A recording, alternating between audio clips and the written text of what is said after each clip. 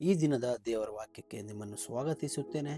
ಕಳೆದ ದಿನವೆಲ್ಲ ದೇವರು ತಾನೇ ನಮ್ಮನ್ನು ನಿಮ್ಮನ್ನು ಕಾದು ನಡೆಸಿದ್ದಾರೆ. ಕಳೆದ ದಿನದಲ್ಲಿ ದೇವರು ತಾನೇ ಮಾತನಾಡಿದರು. ಶಾಪದಿಂದ ದೇವರು ಬಿಡಿಸಿದ್ದಾರೆ, ಮತ್ತೆ ರೋಗದಿಂದ ಬಿಡಿಸಿದ್ದಾರೆ, ದರಿದ್ರತನದಿಂದ ನಮ್ಮನ್ನು ಬಿಡಿಸಿದ್ದಾರೆ. ಅಷ್ಟೇ ಅಲ್ಲ, ದೇವರು ನಮ್ಮನ್ನ ಆತನ ಕರಗಳಲ್ಲಿ ಅಂದ್ರೆ ಆತನ ರೆಕ್ಕೆಗಳಲ್ಲಿ ನಮ್ಮನ್ನು ನಿಮ್ಮನ್ನು ಮರೆಮಾಚಿ ನಡೆಸಲು ಶಕ್ತನಾಗಿದೆ. ಸ್ನೇಹಿತರೆ, ಈ ದಿನದ ವಾಕ್ಯದ ಭಾಗ ಬಂದು ಕೀರ್ತನೆ 91:4 ಹೀಗೆ ಹೇಳುತ್ತದೆ: ಆತನು ನಿನ್ನನ್ನು ತನ್ನ ರೆಕ್ಕೆಗಳಿಂದ ಒದಗಿಸುವವನು, ಆತನ ಪಕ್ಕಗಳ ಮರೆಯನ್ನು ಆಶಿಸಿಕೊಳ್ಳುವಿ, ಆತನ ಸತ್ಯತೆಯೇ ನಿನಗೆ ಖೇಡ್ಯವೂ ಗುರಾಣಿಯೂ ಆಗಿದೆ. ನೋಡಿ, ಆತನ ಸತ್ಯತೆಗಳೇ ನಮಗೆ ಖೇಡ್ಯವೂ ಗುರಾಣಿಯೂ ಆಗಿದೆ. ದೇವರು ತಾನೇ ನಮ್ಮನ್ನು ಎಲ್ಲ ಸಮಸ್ಯೆಗಳಿಂದನೂ ಎಲ್ಲ ಕೊರತೆಗಳಿಂದನೂ ಬಿಡಿಸುತ್ತಾನೆ. ದೇವರು ನಮ್ಮನ್ನು ಅಪಾಯ ಕಾಲದಲ್ಲಿ ರಕ್ಷಿಸಲು ಶಕ್ತನಾಗಿದ್ದಾನೆ. ದೇವರು ನಮ್ಮನ್ನು ಶೋಧನೆಯಿಂದ ರಕ್ಷಿಸಲು ಶಕ್ತನಾಗಿದ್ದಾನೆ. ದೇವರು ಬಿದ್ದಂತ ನಮ್ಮನ್ನು ಎತ್ತಲು ಶಕ್ತನಾಗಿದ್ದಾನೆ. ದೇವರು ನಾವು ಮಲಗಿರುವಾಗ ನಮಗೆ ಬರುವಂತ ಎಲ್ಲ ಸಮಸ್ಯೆಗಳಿಂದ, ಎಲ್ಲ ಆಪತ್ತುಗಳಿಂದ, ಎಲ್ಲ ದುಷ್ಟಾತ್ಮನ ಕ್ರಿಯೆಗಳಿಂದ ದೇವರು ಬಿಡಿಸಲು ಶಕ್ತನಾಗಿದ್ದಾನೆ.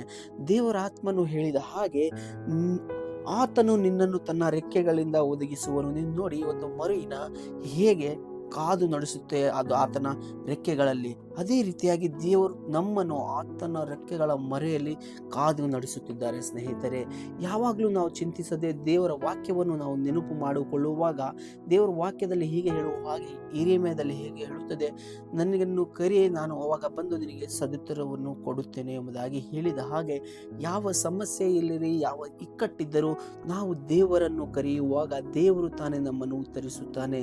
ನಾವು ಈ ಲೋಕದಲ್ಲಿ ಅನೇಕ ಜನಗಳ ಮೇಲೆ ಭರವಸೆ ಇಡುವುದಕ್ಕಿಂತ ನಾವು ದೇವರ ಮೇಲೆ ಸಾಸಿವೆ ಕಾಳಷ್ಟು ನಂಬಿಕೆ ಇಡುವುದು ತುಂಬಾ ಉತ್ತಮವಾಗಿದೆ. ಯಾಕೆಂದ್ರೆ ನಿನ್ನಲ್ಲಿ ನಂಬಿಕೆ ಇದ್ದರೆ ನೀನು ದೇವರ ಮಹಿಮೆ ಕಾಣುತ್ತೀಯ ಎಂಬುದಾಗಿ ಈ ವಾಕ್ಯದಲ್ಲಿ ಹೇಳಿದ ಹಾಗೆ, ನಮಗೆ ಅನೇಕ ಸಮಸ್ಯೆಗಳಿರಬಹುದು, ಅನೇಕ ತೊಂದರೆ ಇರಬಹುದು, ಅನೇಕ ರೋಗಗಳಿಂದಲೂ ನಾವು ಬಳಲುತ್ತಿದ್ದರೂ, ನಮಗೆ ಯಾರ ರಕ್ಷಣೆ ಇಲ್ಲ ಎಂಬುದಾಗಿ ನಾವು ಅಂದುಕೊಂಡರೂ ದೇವರು ತಾನೇ ನಮ್ಮನ್ನು ರಕ್ಷಿಸುತ್ತಾನೆ.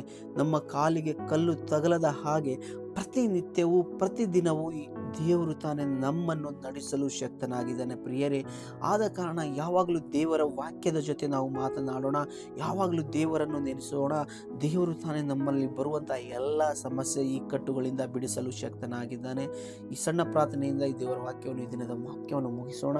ತಂದೆಯ ದೇವರೇ, ಯೇಸುವಿನ ನಾಮದಲ್ಲಿ ಕಳೆದ ದಿನವೆಲ್ಲ ನಿನ್ನ ರೆಕ್ಕೆಯ ಮರೆಯಲ್ಲಿ ನನ್ನನ್ನು ಮರೆಮಾಚಿ ಕಾದು ನಡೆಸಿದಕ್ಕಾಗಿ ಸ್ತೋತ್ರ ಅಪ್ಪ. ಆತನ ಪಕ್ಕಗಳ ಮರೆಯನ್ನು ಆಶ್ರಯಿಸಿಕೊಳ್ಳುವಿ ಅಂತ ನಿನ್ನ ವಾಕ್ಯದಲ್ಲಿ ಹೇಳಿದ ಹಾಗೆ, ಆತನ ಸತ್ಯತೆ ನಿನಗೆ ಖೇಡ್ಯವೂ ಗುರಾಣಿಯಾಗಿದೆ ಎಂಬುದಾಗಿ ಹೇಳಿದ ಹಾಗೆ, ನನ್ನ ಸತ್ಯತೆಗಿಂತ ನಿನ್ನ ಸತ್ಯತೆ ದೊಡ್ಡದಾಗಿದೆ ಅಪ್ಪ.